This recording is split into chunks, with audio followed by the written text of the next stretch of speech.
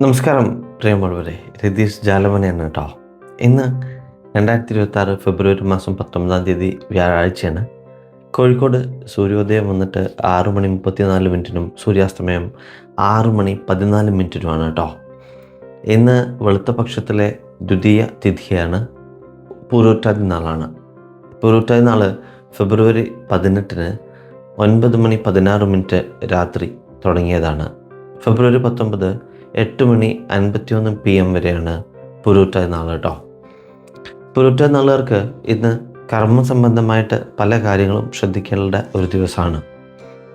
പല അമളികളും പറ്റുന്നൊരു ദിവസമാണ് കർമ്മസംബന്ധമായിട്ട്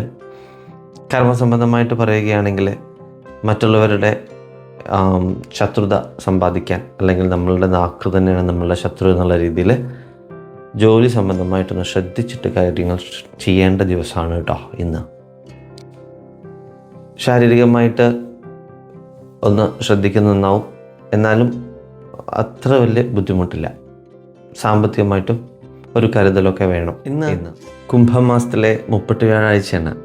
ഇന്ന് വിഷ്ണു ക്ഷേത്രത്തിൽ ദർശനം നടത്തിയിട്ട് തൃക്കൈ എണ്ണയും തുളസിമാലയും ചെയ്താൽ സമ്പൽ സമൃദ്ധിയാണ് ഫലം.